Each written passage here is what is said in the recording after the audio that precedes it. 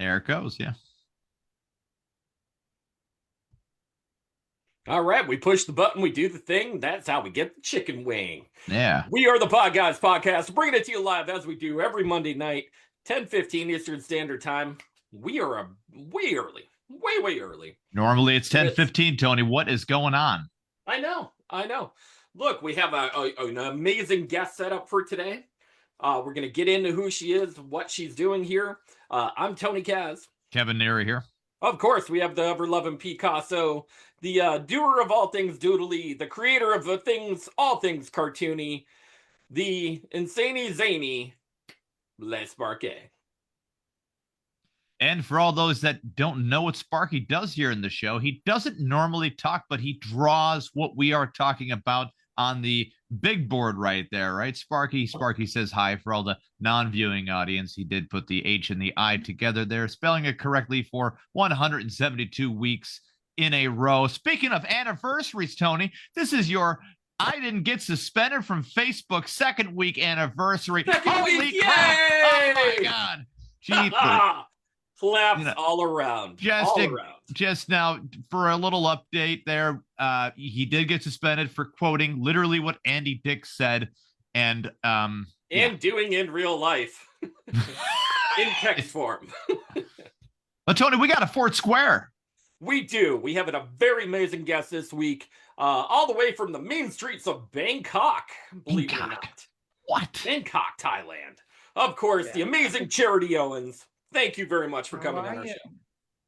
Thank you for having me. Now, Charity, give us a little background of who you are, why you're here. I'm sure you have some amazing stories to tell, but enrich our listeners and watchers. Yeah, so I'm Charity Owens, originally from Atlanta, Georgia, migrated to South Carolina during the COVID time. I'm a real estate broker for Georgia and South Carolina. I'm a franchisee. I own a home health care franchise with over 100 plus employees. And I recently ran for State House Representative in 2024. You know, the big one with what's his name, Trump and Kamala. Yeah. So we were all in that hoopla. So once I lost in South Carolina, I decided to just abandon America and just move to Bangkok, just start over, right? One of those midlife crisis things where I think it's going pretty well, So that's where I'm at right now. Now, first things first. You're in Bangkok, Thailand right now. The atmosphere, the living arrangements, everything that involves moving from the United States over to Thailand. How was that for you? Well, it's pretty fluid. I often travel the world, been to so many countries that I could even name, maybe 20 countries at this point. And so never stepped foot in Bangkok before I decided to move. It was one of those leaps of faith type of things.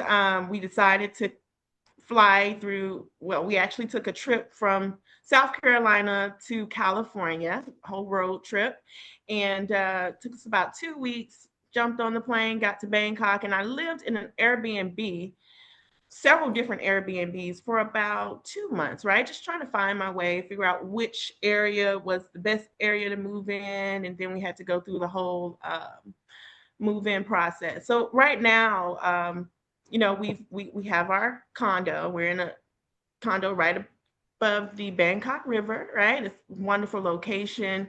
And we're currently building our team here. We have about 7 employees in Bangkok, and we're looking to grow to have one of the biggest healthcare communities in the world is our ultimate goal. Now, number one, I'm sorry. Number one, what's the name of your company? Walker Investment Financial Services. But like I said, we're doing business as Walker Realty. We're doing business as Comfort Care of Hilton Head, which has over 400 locations throughout America. It's a pretty big franchise, one of the top franchises. And so, we're growing internally and externally. Internal of America and outside of America, if you get what I'm saying. There you go. More importantly, I mean, you seem organized, and you would have to be. I see here that you have 6 kids. Yeah. Oh my God, 6 kids! That's a handful. Where did you find the time to do anything?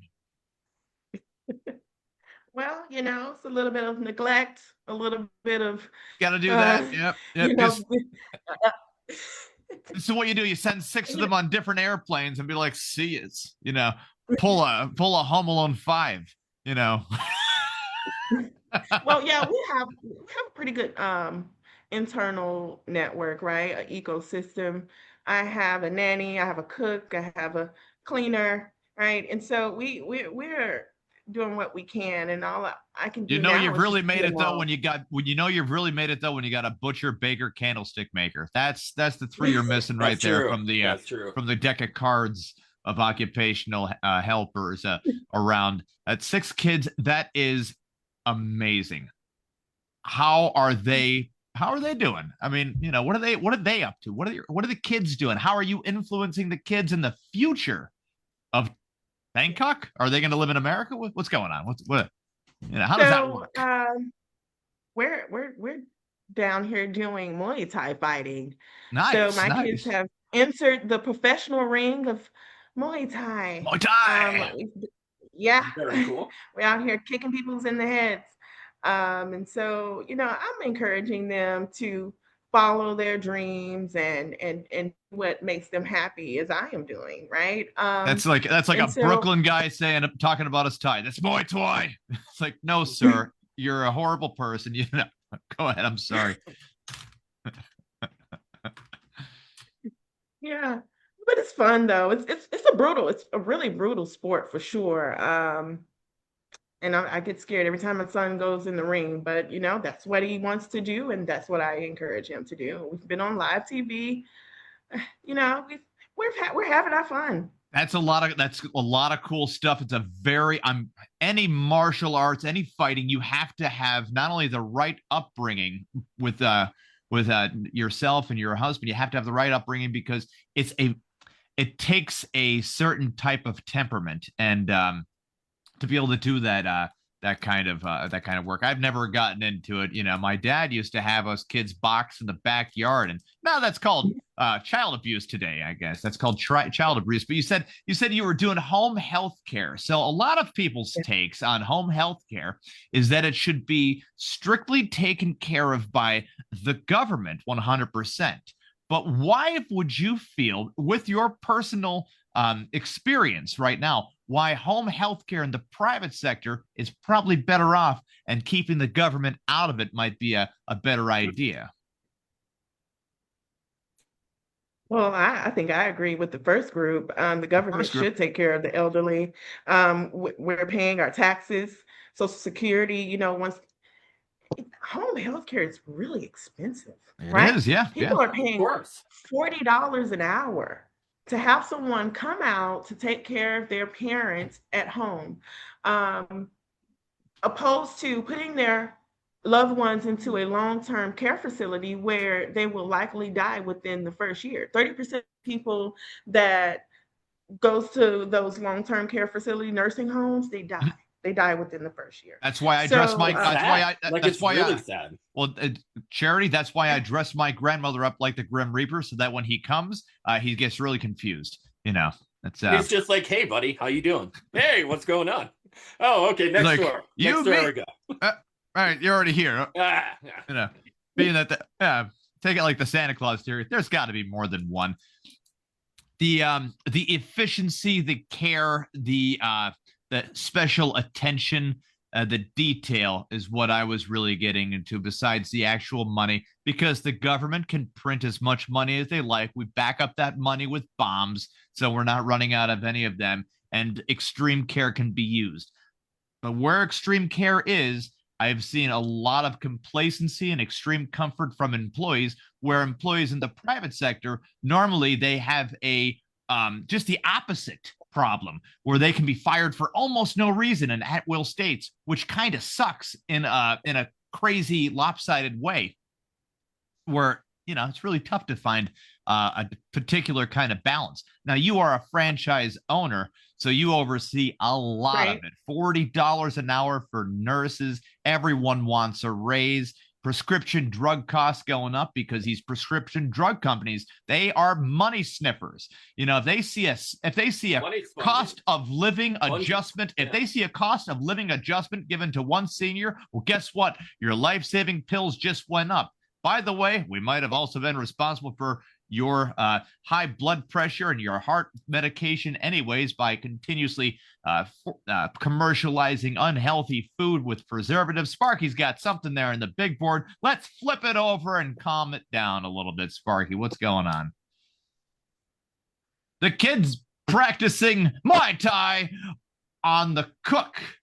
My PB&J is bad and you are not getting paid. Sorry, Mr. Diggs. Wait a second. Is that a Stephon Diggs choking his own chef? Now, people wouldn't have cared about this so much, Tony, if it was like a big fat chef. Turned out to be a woman. And what the hell, Stephon Diggs? I thought he was going to get suspended. Here, I see him playing football. I'm like, whoa, what are you doing? I thought he was going to get a game suspension. Obviously, he didn't. Charity, football fan or no? No. Didn't think so. Sorry. But he was playing football like it was just another day, just another Sunday. They're like, hey, Stephon Diggs, what did you do to your chef? You know, like, kind of tricky. Yeah. Anywhoozy. Charity, how do you feel about the not necessarily the dichotomy that comes between the United States and Bangkok, running a business out of the United States versus, of course, Thailand? Do you find it easier to do what you need to do overseas compared to in the United States? Well, to be honest, or do you feel like there's still more red tape? It's a lot of red tape for me over here, to be honest. United States, I know their program. You know, I'm a native veteran, and so it's easy for me to get what I need in the United States, opposed to Bangkok. We're still trying to talk to the embassy about visas and things of that sort. And so we're just trying to do it the right way. We're not trying to get locked up for 99 years for hiring the wrong type of no, I know the money difference, doing the wrong things, and it's really oh yeah, and so that's a huge benefit. You know, we're taking $1 in the United States currency and converting it over to Thai baht, which is 30 Thai baht, right? 30, so yeah. We're living the vida loca over here, having a good time. It's a 1 to 30 ratio. Right now in the Philippines, it's a 1 to 60 ratio. So your money goes quicker and further over there. It's easier to expand. It's such a smart idea on paper and when you put it into action. Have you seen any negatives where you're like, oh, well, I didn't think that was going to be a thing, but here we are? Do you have any examples of that at all?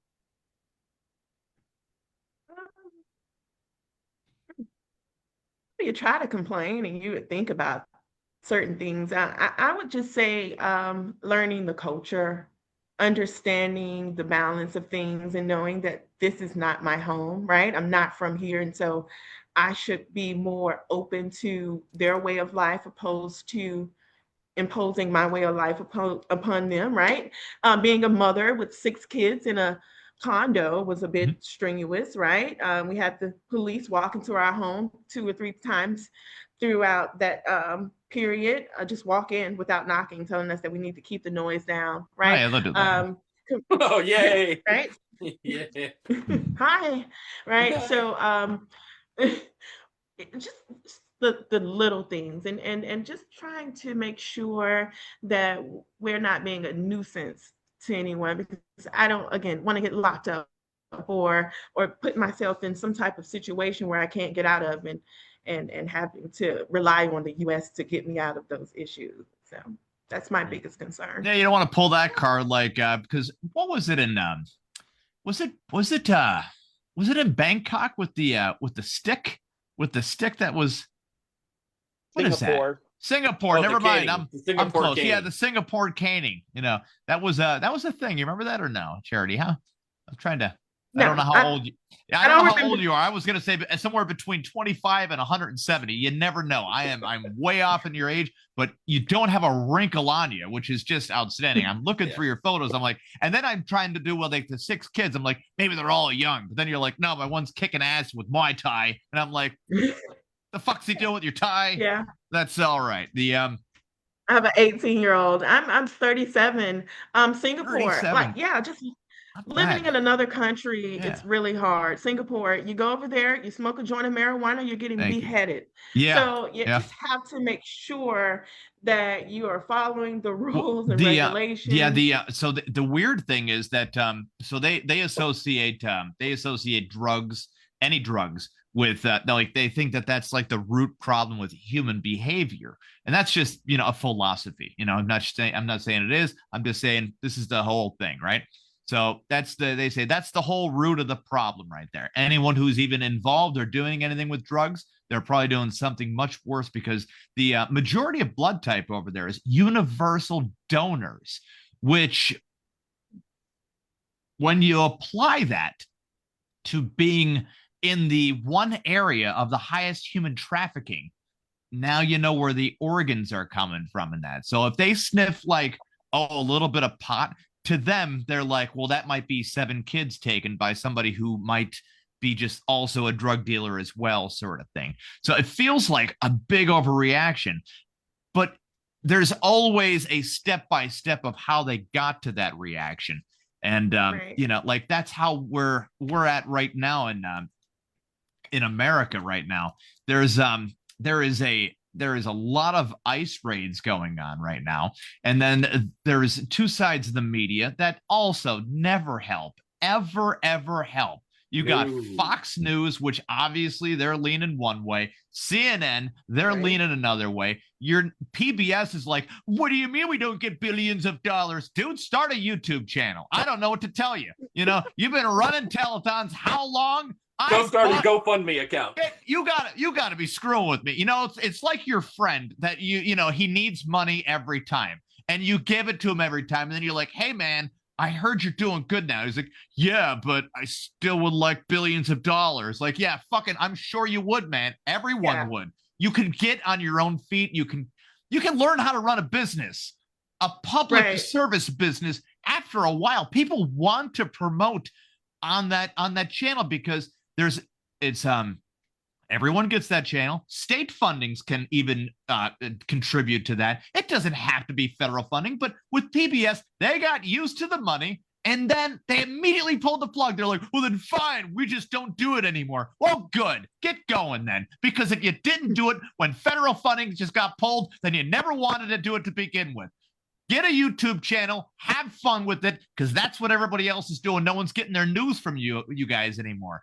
MSNBC, whatever. I don't know what kind of improv bullshit game they're playing, but they're always at the same rhythm. If you notice, Steve Oberman never really left because his same rhythm went to Rachel Maddow. It's the same rhythm. And then when O'Donnell went there, guess what? He was subbing in and he still kept that same rhythm on the fucking cue cards. It's the same goddamn show no matter what. Is it fun to watch? You could watch it, but is it bullshit? Absolutely. O'Reilly factor. Bullshit? Absolutely. Fucking Tucker Carlson. Tucker Carlson reminds me of a guy that has literally had every opinion, okay? He has had every opinion. He's worked for CNN, he's worked for Fox News, MSNBC, and then during Fox News, he literally tries getting himself fired by saying, I know who killed Kennedy, and I'm going to relieve it right now. He starts saying CIA, blankety blank, doesn't give up the Epstein thing. Fox News is like, hey, we got a Tucker Carlson problem. CNN's like, we got a Don Lemon problem. They're like, why don't we just fire these fuckers? And they did. Tucker is doing his thing where Tucker is basically the bow-tied version, modern day, of John Stossel. Ooh, why do we need things anymore? What the fuck are you talking about? Why do we need schools? Because we probably want people to be literate for the most part. But schools have such an overreach anymore, and they don't really have a lot to show for it. Where they're, you got burnt out teachers in a poorly drawn up system and a teaching schedule that doesn't make any goddamn sense. And the first thing they wanted to pick at was fucking math that we were all starting to get. They're like, let's Common Core the shit out of these people. And then the kids are like, hey, mom, dad, could you help us out with our homework? And they're showing their mom and dad how to do Common Core. And they're like, you know what? You're just going to have to drop out because we're hiring at the factory and we don't do any of this shit. It's all Singaporean math now. We're moving to Singapore. You're going to learn how to sew, kid. And here we go. It says I'm radicalized. Radicalized. Yeah, he went to Russia to get radicalized. I've been over to Russia too. You know what radicalizes you? When you're watching somebody take a shit in an alleyway too and eating out of the same dumpster that he's shitting. That's a new level. That'll radicalize you too. Hey, Tucker, you want to get radicalized? Get a real fucking job that your Swanson Family Food Company parents didn't push you through and said, oh, please don't murder my son. He's just being an asshole again. That's just Tucker and his world, and it's fine because anyone else wouldn't have made it if they didn't have that big booster. When I remember the movie The Jerk, Charity, The Jerk with Steve Martin. Are you familiar with it? So the startup of the movie The Jerk is okay. So the startup, Steve Martin plays a type of mentally handicapped person where you're like, oh, he's not all there, but he's kind of in between. So he is raised by a black family in Mississippi, and he thinks that he's just one of them, which is perfectly fine. But he starts off the narration by saying, I grew up a young black man, right? And you're like, whoa, okay, no, you didn't, whatever, right? So that kind of reminded me of when Donald Trump was talking about, I grew up just with a measly $10 million given to me. What the fuck are you talking about? This is he said a small stipend. This is a small, a very small amount. No, it was super small. That is a good head start to have. And you got people with nothing and zero forever. Yeah. But you got to give credit where credit's due. We got people doing their taxes now, people I work with. There's this child fund going on right now, and hopefully they don't do like a changing of guards and pick that thing to take the money out of. But where kids, when they turn 18 years old, they'll have $10,000, whether they want to spend that on college or if they max out an orphanage and they can now put a down payment on a house. That's a great idea. It sounds like that's like an idea where it's like a holding bond for a universal basic monetization, right? Like it's a universal basic income at that one age. It's a big chunk, but you could always teach a kid, like say, hey, this is what you could do with it, A, B, or C, whatever, through a financial advisor, fiduciary, whatever. But I'm getting way off track there, Tony. I'm sorry. You went on the rant and you just didn't stop, and I didn't stop you. That's okay.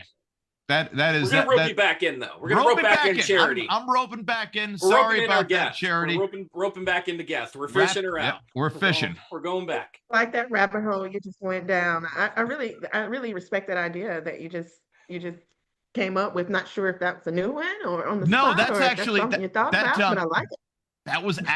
This is actually going on right now in America. People are like, what's this new thing on our taxes? This is a real thing that's happening. That was in the end. Okay. This was in the big, beautiful bill and processed and all that nice stuff, right? Okay. So now it's an actual. I abandoned America a long time ago. It's an actual reality. No one blames you for abandoning America. Yeah. I'm about 7 years from abandoning America. We got a little girl over here. She needs to learn how to go to a charter school, read, write, and then the history lessons that they teach over here. It's all wrong. First of all of it is wrong completely. You remember singing, I remember singing in school about Columbus discovering America in 1492, hollering about a guy that has 3 boats, wanting to find spices. That's when you know it's bullshit. When you're like, hey, man, what are you doing with those fucking 3 boats? And he's like, salt and pepper. What the fuck are you talking about? There is no way you're just getting salt, pepper, paprika with boats. Nobody does that with boats, Tony. Kevin, what do we talk about this afternoon? We said the Spanish Inquisition. The Spanish Spain in general. Yeah. Listen, I got some bullshit from somebody. Listen, Charity, I got some bullshit from somebody. And by the way, I'm right. I'm throwing it right out there before anybody has any judgment. I'm right. and I'm 1/3 Tuscaroran, which is a tribe that was here in America. Okay, so I'm tired of this notation that this is stolen land. So this is what happened. Kid says to me, he's like, "Oh, I can't believe this is all stolen land." I said, "What are you talking about?" He says, colonizers came over and stole the land. I said, "Well, who did the people buy it from that had it, like here to begin with?"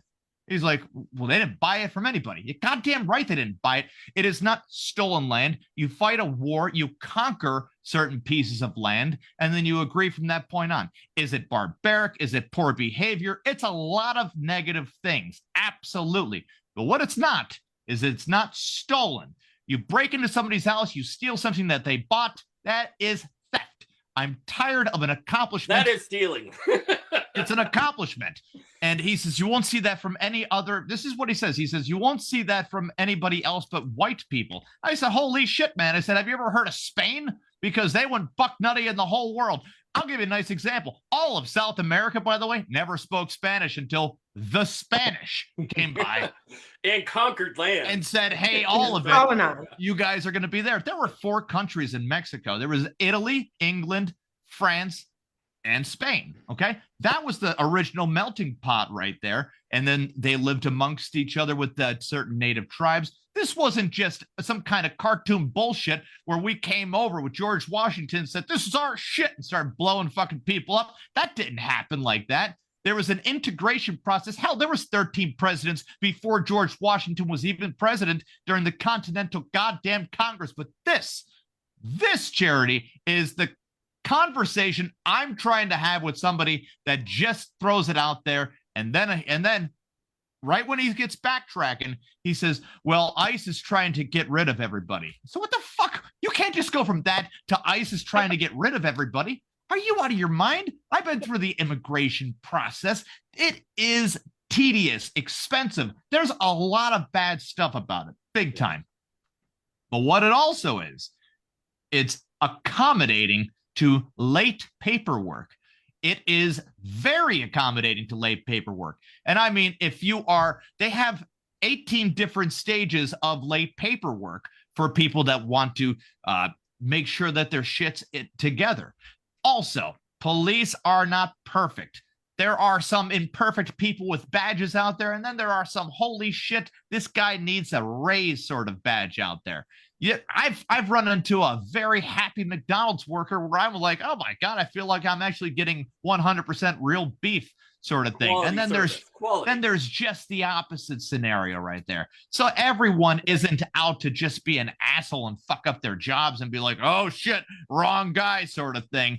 That is seeing things the way you want to see them, one-sided, and that's hearing things that if people are just getting one side of the story and that's all they're focused on, well, that's too close-minded for me to have a conversation with. I stopped myself. I'm like, you know what? One of my friends came up. He's actually of Mexican descent. He's like, man, he goes up to Mike. He says, man, you need to read a fucking book. And he's telling about Mexico with his hand, right? Like he's doing the whole old man hand thing. And I'm like, I'm gonna walk away on that note. I'm gonna sneak the fuck out of here on that one. But Charity, you ran for Congress. Tell us a little bit about your experience with that. And your platform as well. You strike me right off the bat as somebody who is so extremely organized and well-read right off the bat that you could take the pros and cons of any scope of any policy and see right through the bullshit and just be a common sense kind of person. But could you tell us the process you went through, the A to B to C, because our viewers out there, these are the type of viewers that are interested in that kind of stuff, because you learn something from the Podguyz podcast every now and then. And then we're educational. And then Sparky draws a picture of Madonna shitting on somebody, which is fine, and just brings us all back into a little bit of reality. Now, brings it all back down. Yeah, to not take ourselves way too serious. Yeah. So initially, I had my own thoughts about what I wanted to do for South Carolina, Bluffton, Hilton Head. They were all the way off base. So what I did was I called almost every single person in my district, about 35,000 people, and I asked them what did they need. And it all boiled down to healthcare, right? What a coincidence. We didn't have urgent care needs in the area. Majority of our district was over 65.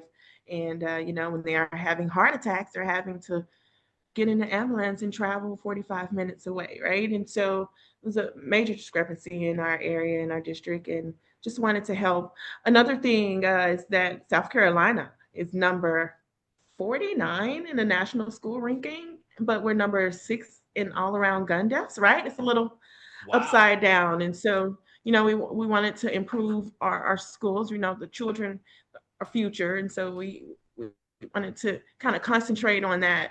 And the guns, right? I'm a veteran. I have a gun. I have 2 guns, right? But we're having issues with these mass killings. And so I believe in gun control. I mean, there's a swinging that's a swinging door statistic right there, because if they're 6th in gun deaths, these guys have to have some good aim. Just throwing it out there, because these are fatal shots. They could just be like number 1 in attempted murders, and you're like, hey, what are these guys doing? He's fucking around. But no, I'm 49th. I guess they're slightly ahead of Mississippi when it comes down to it. Yeah. Sorry, Tony. I kind of yeah. A state a little bit too behind that they literally had to make a song so they knew how to spell their own state, which is great. True, by the way. Now, I find it I find that alarming, really, with those staggering numbers. Is that due to what is that due to? I mean that very vaguely. Yeah. But is that just due to like a weird population? Is it like within a certain age limit? Is it where are they getting the number Hilton from? has very much a high, like a high money area. Yeah. As far as South Carolina is concerned, but yeah. So I was blessed to migrate to a more advanced side of the state, but other parts of the state, majority Black areas are lower, right? And I would say the reason behind that would be the curriculum and the teachers. As well as a mixture of in-home lifestyles, right? We have to just be honest about the entire situation. Lower funding, teachers are being paid less, and the classrooms are overcrowded. And so with that mixture of I don't give a fuck included into all of that, we have some pretty illiterate kids, for the lack of better words. We have children that are not up to par, and we have parents who are not enforcing better leadership in regards to those numbers. It doesn't sound like a fantastic job either. If you are a great teacher, you have 9 or 10 job applications in front of you, right? And you're like, oh, I could either teach in Hawaii, Texas, California, and South Carolina. You're like, why would I want to go there? Sort of thing. The cost of living in South Carolina, dirt cheap. I mean, very affordable all around for a good reason. Reasoning. Do they not need car insurance for a while? Is that a thing? Am I wrong on that? Yeah. And by the way, I love that about, because insurance companies, when they're coming up with these numbers, I'm sure they're doing their due diligence, but when I get car insurance and somebody asks me how far I travel, I say I fucking walk. What are you talking about? This car ain't going anywhere. Like, give me the cheapest version of what you got. I'm paying for an accident I didn't even get into yet. I feel like that should be handled by the state. So that way we don't have people with their privilege or right to drive there. It's a privilege to drive. So that way there's more forms for people to entrap themselves with inspection stickers, registration stickers, driving a Hyundai or a Kia and just breaking down all the time, just those random things happening. Tony drives a Kia. Sorry about that, Tony. No, I love it. It hasn't broken down yet. It hasn't broken down. Never. My God, I have a Honda. That's all it does. It breaks the fuck down. I'm drive a Porsche. You Like drive you got a Porsche? Yo, that's awesome. Oh, is that all? One of my favorite cars. Get out of here. You drive a Porsche. No wonder the cops are walking in there making sure you're all right. Like, hey, is that really She's cool in a condo Jesus in Christ. freaking Bangkok. Yeah. Charity, did you There's write the- any books? You need to write a book. Did you write a book yet? Well, you're 37. You're very young. You know, to be writing a book. Did you write any books yet or no? Yeah, working on some books. So I wrote a book about me meditating for 31 days. Wrote poetry books. Haven't published them yet. Looking for a publishing company. Want to edit a little bit more. It's not my main goal. My main objective, it's like a little hobby, right? For the book God, thing. what a My hobby main to have. objective is to- Little side thing. right? But my main objective is to make sure that elderly and the disabled are taken care of when they can't take care of themselves, right? The majority of the people in our area make around $90,000 a year. I'm in Bluffton and Hilton Head, right? So that's our average rate, right? And so we don't have to worry about Medicaid, but there is a small gap of people. The people who own the land originally, they're not making as much money, and so they're 75, 80, 90 years old, and so their houses are going into They all have to sell foreclosure. moonshine for extra money. Yeah. You're there's Kids so are you, Charity, to your point, I always I guess the idea is corporations have a longer lifespan than any human. They don't they can keep going playing pass the torch, you know. From person to person to person, of course. BlackRock has bought up so many properties in America where, you know, if you wonder why your rent is raised, you have Realty as well. They've been raising rents, and then they wonder, hey, while we've been squeezing everybody for every dime that they have, and wages have stayed stagnant, and college tuition's gone up, where are all these homeless coming from? And the worst thing I've ever heard, the dumbest thing I've ever heard before, is somebody saying, people like to be homeless. It's a mental illness. Get fucked. You know, it's a mental illness. You know, it gets you mentally ill when you work 7 days a week, 80 hours a week, and you can't fucking sleep. Then you turn so goddamn spoiled in the brain where you're like, you know what I'll do? I'll just live in a fucking tent. Fuck all this. I'll do the 2 jobs, 3 jobs, and I'll live in a tent by the goddamn river. Here's a really good example Right. of that. And there was a gentleman who was on TV, and he actually lives in one of the sewer systems in the bottom of Las Vegas.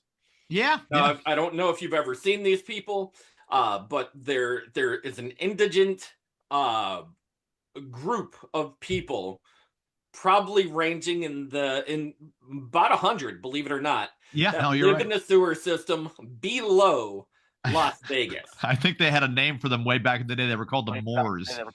Yeah, maybe. They would come up every now and then. And this So gentleman, I know the Moors.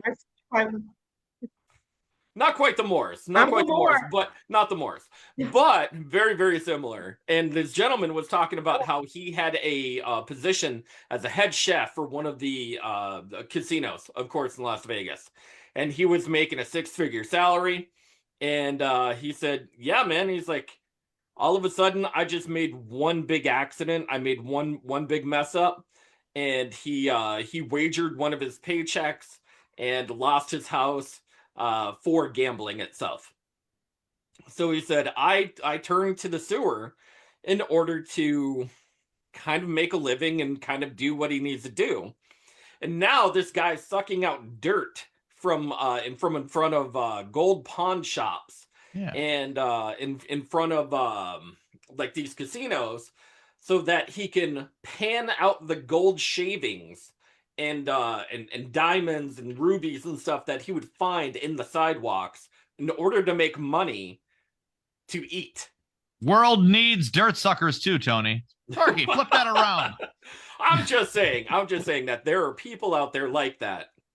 But Sparky has somebody on the board. Back in 1817, I missed a butt. Hit him in the hippie. Hey, wait, can we be Mississippi? Great state name. Miss a hippie. Miss a hippie. Okay, Miss a hippie. Okay. Yeah, Miss a hippie. Oof. Wonderful play on words with the handwriting. I got a little tripped up there. That's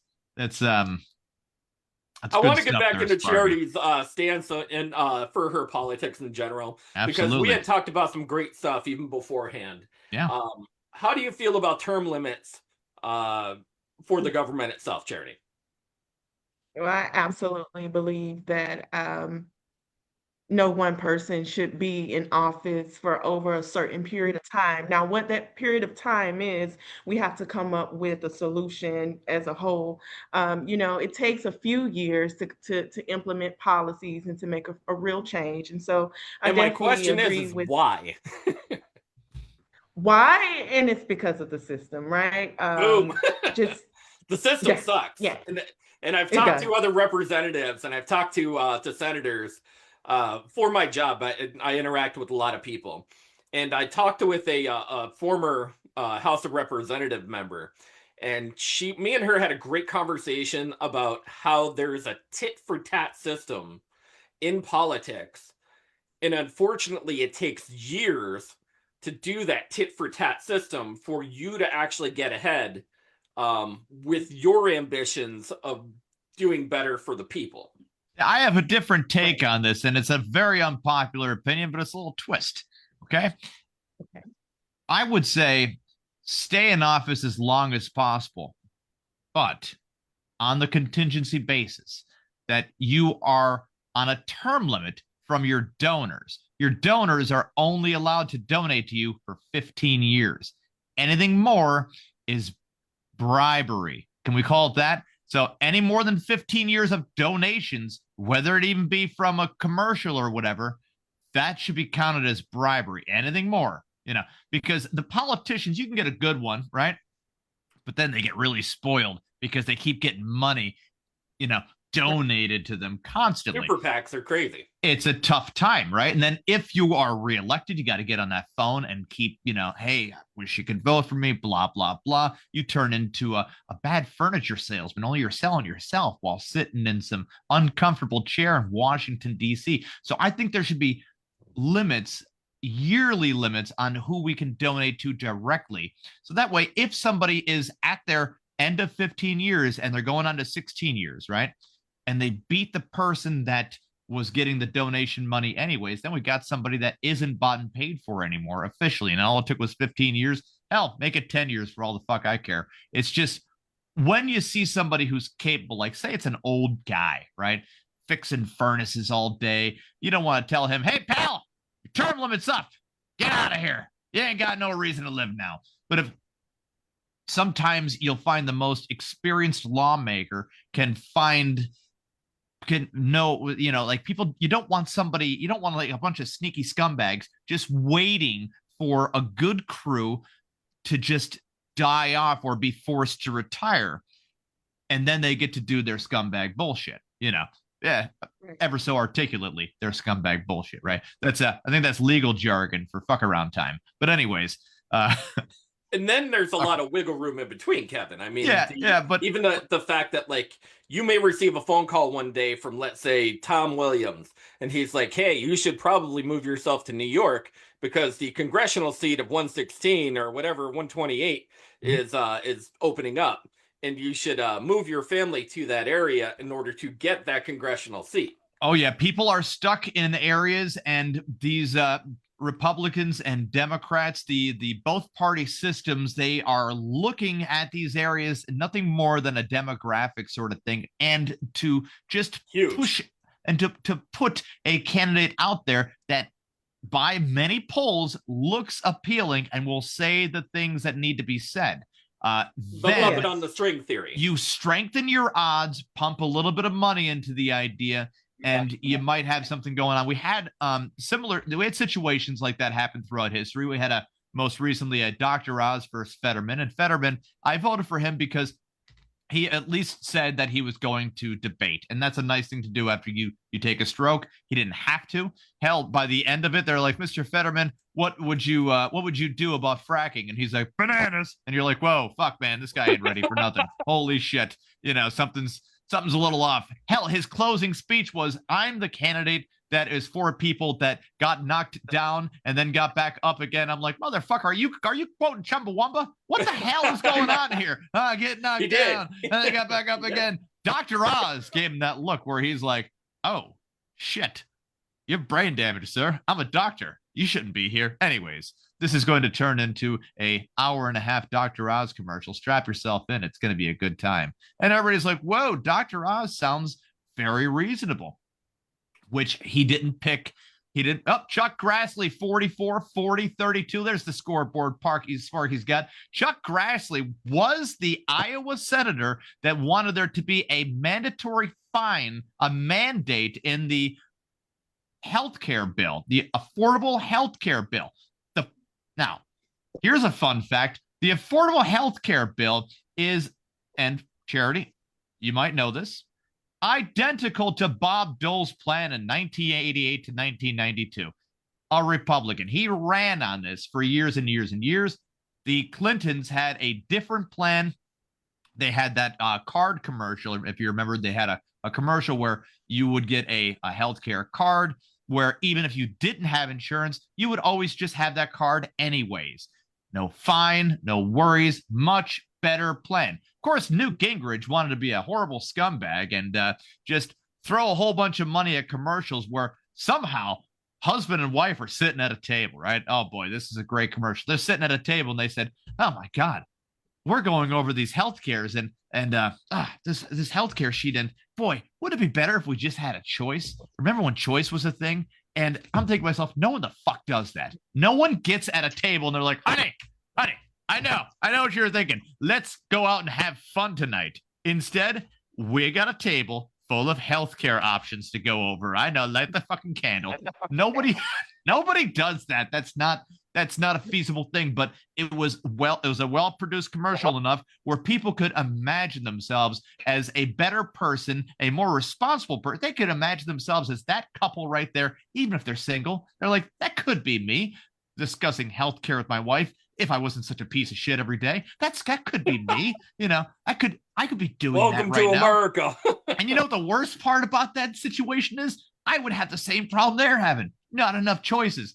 Dude, Bernie Sanders made one nice little snippet and then basically sold out everything that he's ever had to do with healthcare, period. Okay. He had one nice little snippet when he says, there is only choice when you have the money to make the choice, because Ted Cruz is an easy scumbag to debate. Anyone can debate him. All you have to do is bring out a better book than Green Eggs and Ham, and you could have the guy stumped, because he literally did that with the healthcare bill. He brought out Green Eggs and Ham. So I wrote the joke. You know what? If you were on life support, you know what Ted Cruz would do? He'd read a fucking Dr. Seuss book and wait for you to die. That's what he would do. That's his extent of care. When there's snow in Texas, Ted Cruz takes a plane to fucking Bahamas and says, why doesn't everybody just go here? I'm having a great time. What? He's a weasel-faced little fuck. Can't stand him. There's people dying. I'm on a beach. Him and Ben Shapiro make the perfect punchable face if you blend them together. You're like, whoa, man, I am not a violent person, but here we go. Ted Cruz was able to make Donald Trump look like a victim by posting Melania Trump's nude photos and saying, there's your next first lady.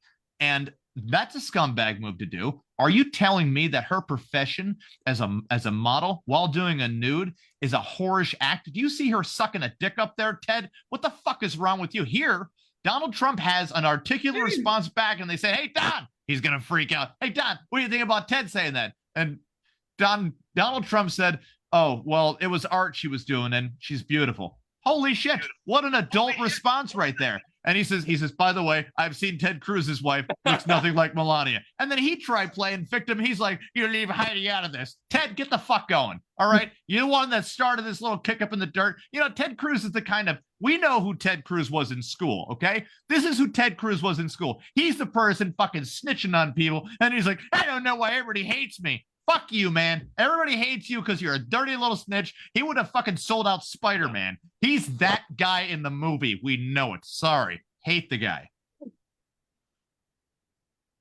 Story. Well, end of story. What a piece of shit. You know, Ted Cruz, you should come on the podcast so you can just know how everyone already knows who you are.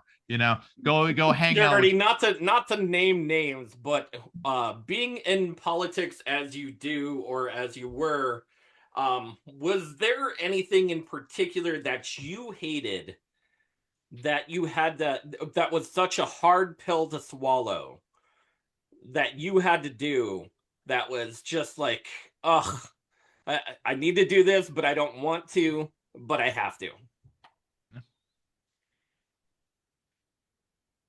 Keeping my mouth closed about certain things that I knew just wasn't right. It just didn't sit well with my spirit. But the team that I had surrounding me, right, they just advised against it. And, my whole objective at the time was to win. And so I took their opinions as golden. And I really regret that I didn't step out on faith and speak up to what I knew was, because that's the issue. That's where our problems come in when it comes to politics in general. Everyone's it's a so fake. Closed society. They're shut lip. No one is exposing. Everybody's so fake in politics in general. Yeah. And I feel like the people who speak up and the people who are more prolific on what they say always tend to be the martyr of rebellion. So if you're speaking up for yourself, oh well, that person's crazy, they're just they're talking nonsense. But if you got the receipts to back it up, fucking go for it. Go for it. Tony, that, and if you say anything just hinting towards something like Charity, you're a Democrat, you have 6 kids though, right? If somebody asks you about abortion, you could say something like, I respect, anybody's right to make a choice, which is whatever. But I have 6 kids, so I chose 6 times life. And I think that speaks volumes on myself. They're going to say, wow, what the fuck are you talking about? Be pro-life already then, right? That's what they're going to say. That's what they're going to click in their head. They're all going to go down that rabbit hole. But the more responsible idea, I'm pro-choice, all right? Because I am not in anybody's business. They have their own reasons for whatever, and there are parts of people's worlds that society has said and deemed that that's a thing then, right? But you have you could say something like, Charity, you could say something like, I don't believe that that trans athletes should be in the same sport. And then you have somebody just exacerbate that and say, oh, so you're anti-gay. No, that doesn't mean that. That doesn't mean that at all. That means you are a fair-minded person. You want competition levels to be out there. Eventually, if there are enough people who decide that they're trans and athletes, well, go ahead, make your own league and have fun with that and do it. But there's a biological advantage from a man playing tennis compared to a woman playing tennis. Women's tennis I can watch, and men's tennis I could say men's tennis I could say there's no fucking way someone can hit that ball. This is unwatchable. I don't know. But to point that out, they say, well, then you're a hateful person. And that's not being a hateful person. That is just looking at something. Rationalization is what that is putting yourself in the shoes of a sports athlete parent watching you train your kids up just for them to get silver to somebody who is 6'7" and decided they wanted to be in the competition that day as well. And you're like, whoa, man, this is throwing out some red flags for people, and no one and the people who should be saying, you know what, you're right. They said, hey, hold on, you're anti. Gender is fluid. They're pointing the finger right back at you because just like a corporation, they felt like they were not just missing money. They felt like they were guaranteed votes. Okay, that's the feeling after you already click some certain areas.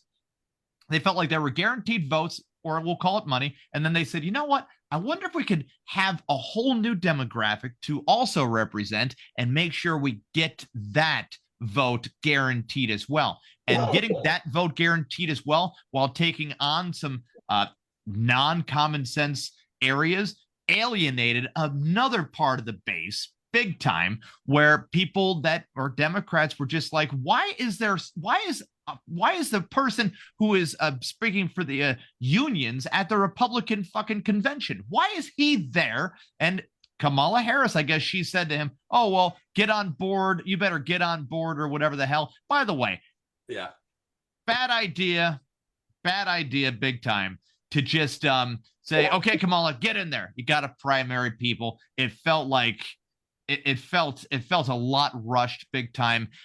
It's tough to gauge on that whole idea. They had camouflage hats with Tim Walz, Kamala Harris, and it was a big marketing thing, big marketing spoof to one degree. Demographic polls all around. They're like, well, Tim Walz is a veteran. He kind of looks like Bernie Sanders, but not Jewish. And get him in there. And Kamala, well, Kamala will get the women like Hillary, and she's kind of like an Obama too. So there you go. Maybe she's black now. It's like, well, she's not black. Yeah. No one's gonna find that out. What the fuck are you talking about? She worked at McDonald's. God damn it! Don't tell Donald Trump that. He loves that restaurant for some odd reason. He will go there and work there. And, just like your old uncle, he will get his tiny hands dirty there. It felt like a stupid uncle saying like, hey, could I believe it? You don't take your fucking fries and you don't put them in your hands and throw them in a box. Isn't that crazy? They got to do it for this thing. And you're like, oh, isn't that amazing? He's working a job. That's so it's a fun thing to watch instead of, somebody just saying like, well, he's a fucking idiot for working. And it's like, oh, come on, he's working at McDonald's. How harmful can it possibly be? Sparky, flip that big board around. Yeah, I got fired after 3 days. I believe that McDonald's is extremely, extremely hard to work at. It is a very tough job. It's a really hard job. I didn't make it. Sparky, by the way, says being on this show, Charity, Podguyz Podcast at 9 p.m. No, why me? Why? Yeah, in regards to politics, it's an agenda.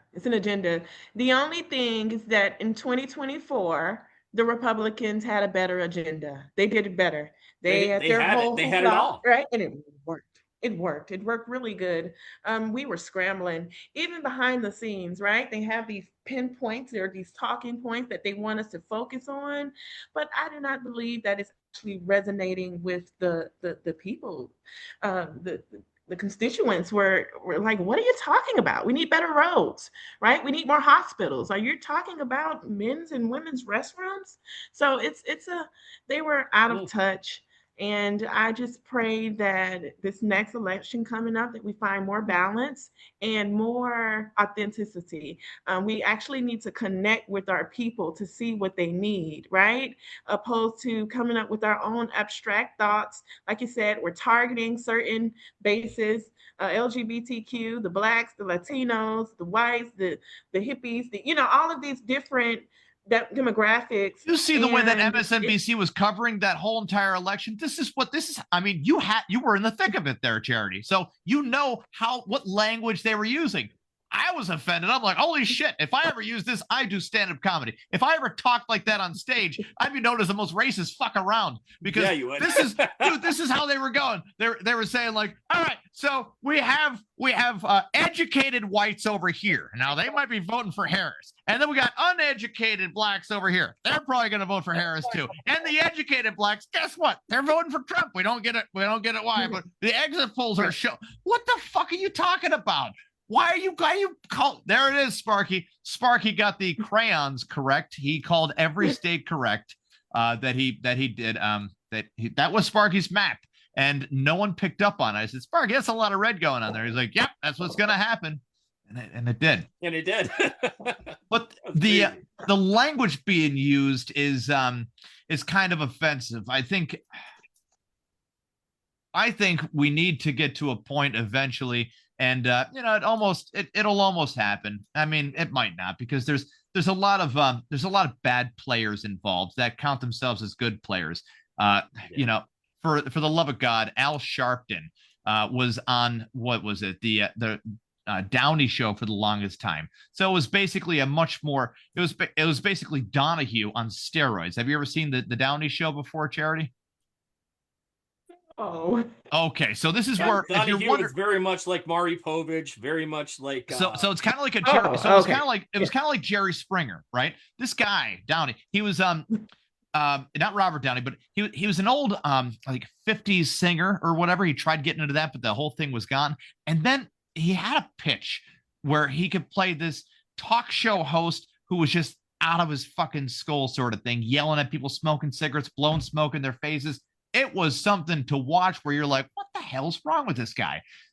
Then he finds one of his best friends. He sees this guy downtown just nonstop talking about racism, calling people in the crowd racist who are black too. I mean, he's going crazy. That person was Al Sharpton. So he's like, hey, I want that guy to come on my show. I want him to talk to Klan members. Holy fuck.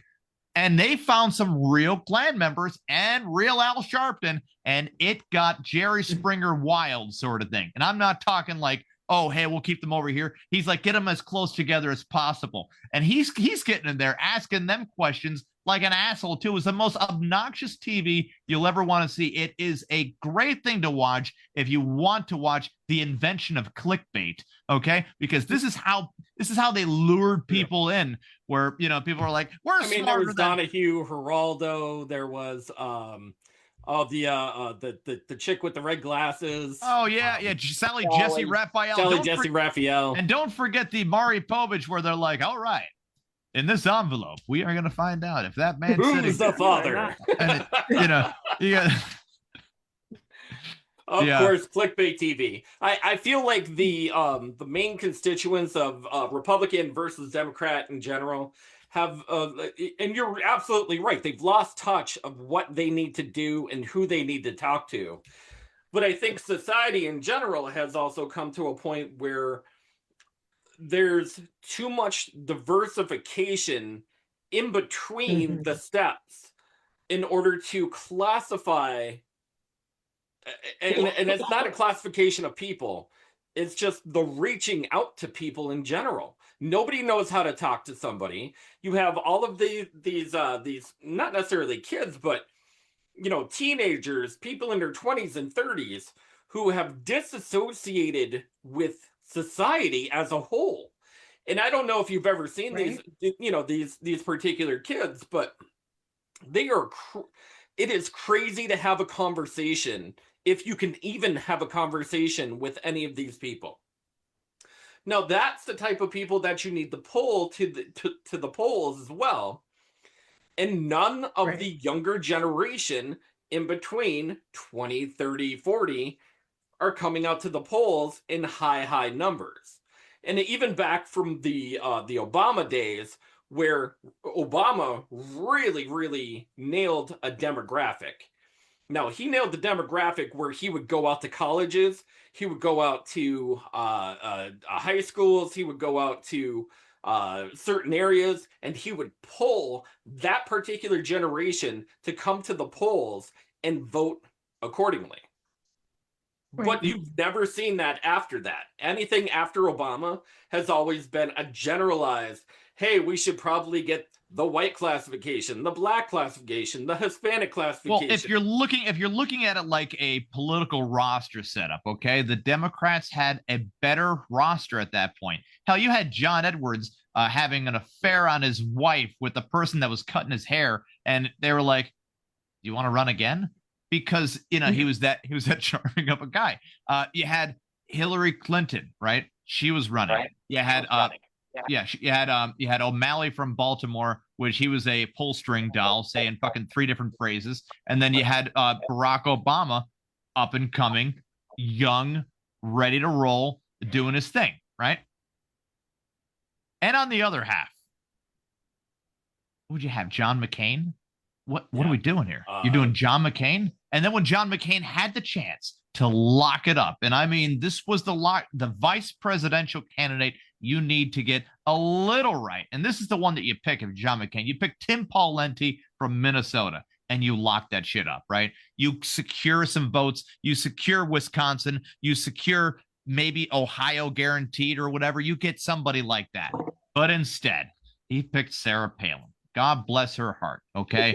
She is She is. Have you ever seen her on reality show? She is an outstanding mother. I didn't like her as a candidate, right?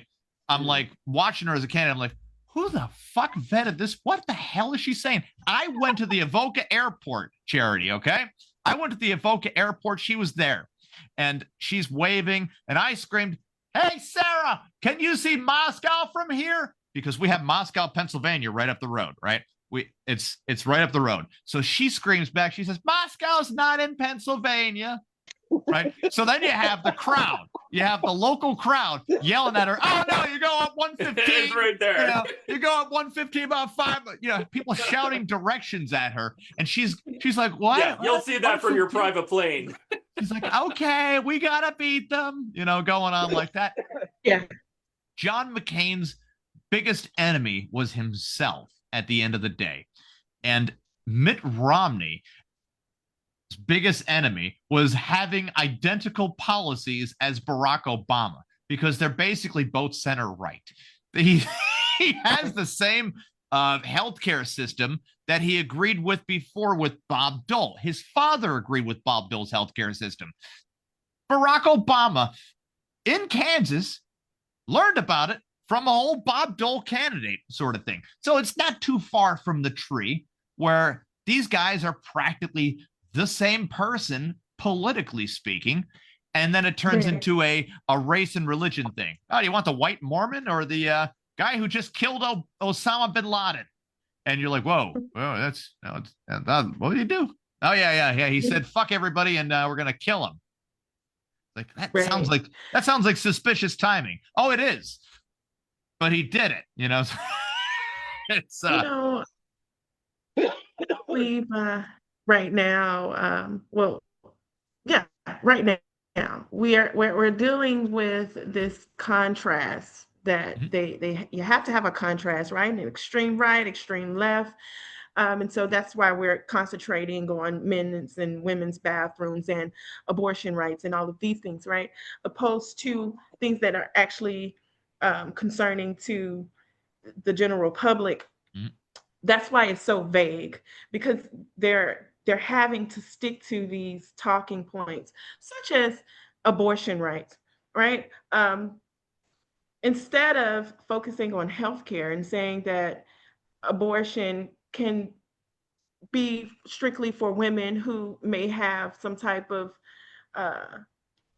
condition where if they continue the pregnancy, they may die, right? Because that is a reason for abortion, right? Not because you, for the lack of better words, fuck someone raw the last night and now you're pregnant and you can't get a plan B. I love it, Charity. You don't want to fuck anybody raw, then you don't have any plan B. You also have those scenarios where you have one couple can't get pregnant, they're trying their best, right? I love Charity right now. And then you have a Charity. That was amazing. So and then you have another person where she's on like the 4th abortion. She's, I was taking the bus, right? And I heard somebody talking on the phone, and she was screaming. She says, "Oh yeah, I told him if he doesn't buy me this and buy me that, I'm just gonna abort his baby. Yeah, they'll let me have it. I'm 8 months." And I'm like, what the fuck what kind of tool, what kind of people have we become when that is what you're using against somebody so that way they can buy you something?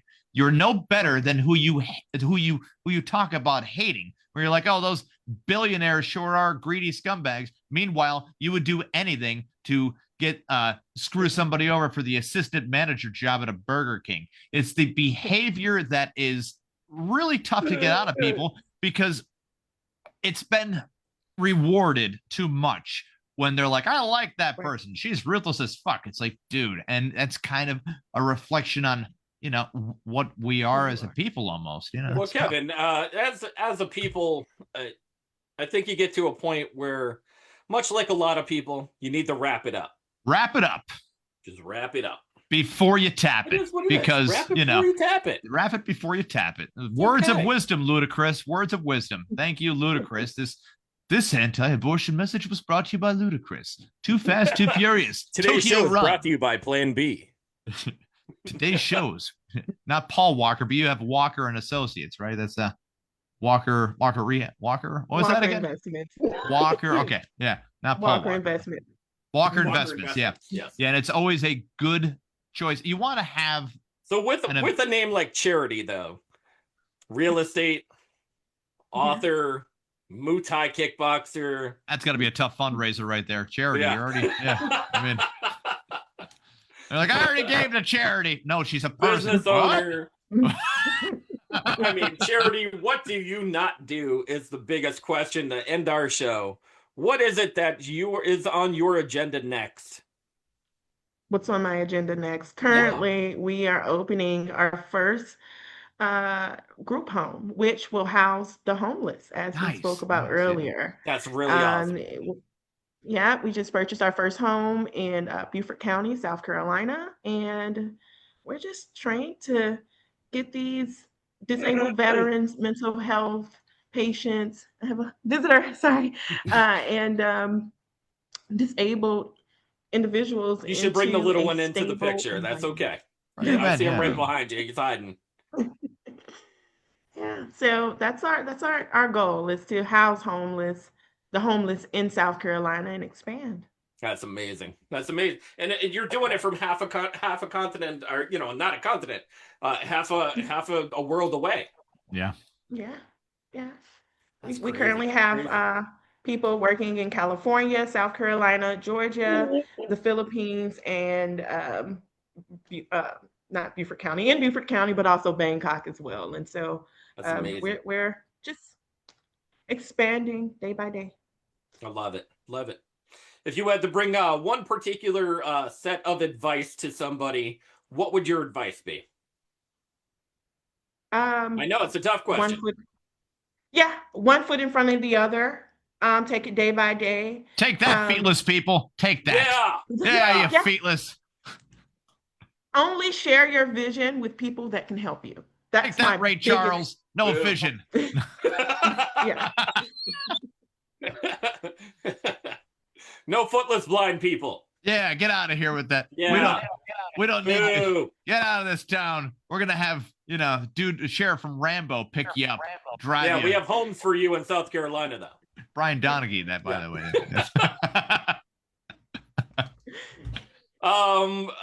Charity, if people were going to reach out to you, or they were going to get in touch, how would they do that? Well, we have social media. I have a phone number, and as well as a website. You can contact me on any of those platforms. Charity Owens, my first name, last name.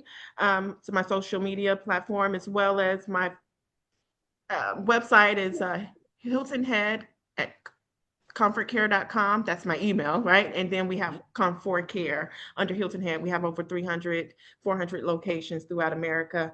And then my phone number, I'm available 24/7. We're always having assistant on the phone, answering the phones. It's 843-505-7887. Call me. I love it. Outstanding. I love it. Charity, thank you very much for taking the time to come on our humble show as well. We loved it. We loved having you on. Tony, Kevin, Sparky, I love the photos. I appreciate you guys. Thank you for having me. And I look to see what we do. Perfect. Awesome. Thank you very much. And guys, we are the Podguyz Podcast. Sparky, where can you happen to find us? You can find us on every single major streaming platform, including iHeart, Spotify, Spreaker, Deezer, CastBox, Pocket Cast, GeoReel, Facebook Live Video for actually 2 weeks in a row now, YouTube, Google, Amazon, basically just about everywhere. Tony, which one did he forget? You can stream a podcast. We are there. TikTok. Of course. I am Podguyz. Kevin Neary. And the Le Picasso himself, the dreamer of dreams. Le Sparky. Le Sparky. Guys, we'll catch you next week. We have some great guests lined up for the next couple weeks. Every Monday night, 10:15 Eastern Standard Time. We'll catch you next week. Have a great night. Bye. Great night. Thank you.